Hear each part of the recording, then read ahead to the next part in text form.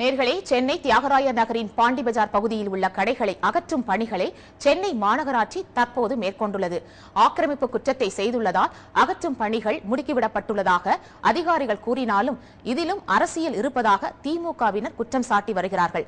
அதிமுகவிற்கு ஆதரவான கடைகளை விட்டுவிட்டு திமுகவினரின் கடைகளை மட்டும் அதிகாரிகள் அகற்ற முனைவதாக குரல்கள் ஒலிக்கின்றன.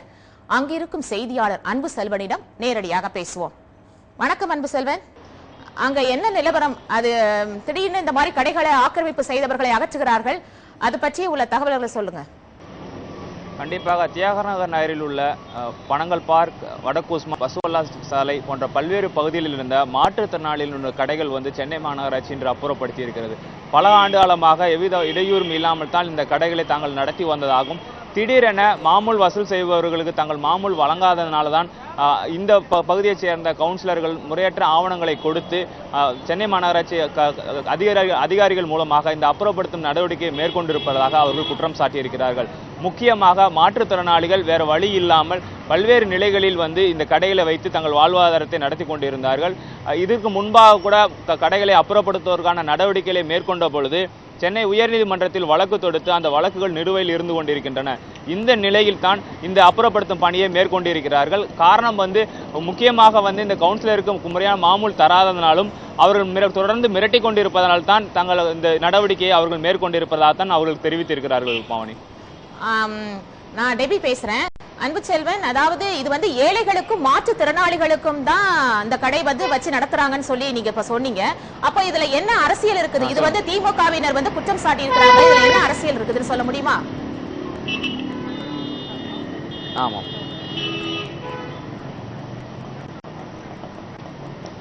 கண்டிப்பாக இந்த பகுதி 136 அந்த இதை சேர்ந்த கவுன்சிலர் தொடர்ந்து இவங்களை மிரட்டி வந்ததாகவும், அவர்கள் அண்ணா திராவிட முன்னேற்ற கழகத்தை சேர்ந்த அதிமுகவை சேர்ந்தவர்கள் அப்படின்னு சொல்லி இவங்க குற்றம் சாட்டி இருக்கிறாங்க. குறிப்பாக 190க்கு மேல கடைகள் இருக்கும் பொழுது பல்வேறு கடைகள் இறங்கி கொண்டுதான் இருக்கிறது. அதில் குறிப்பாக இன்று மட்டும் ஒரு 5 கடைகள் அவர்கள் திமுகவுக்கு சாதகமாக இருப்பவர்களாக தெரிவித்துக் கொண்டு இந்த நடவடிக்கையை மேற்கொண்டிருக்கிறார்கள். ஆனால் ஏடிஎம்கே சேர்ந்தவர்களுடைய கடைகள் அப்புறப்படுத்தப்படாமல் தான் இருந்து கொண்டிருக்கிறது.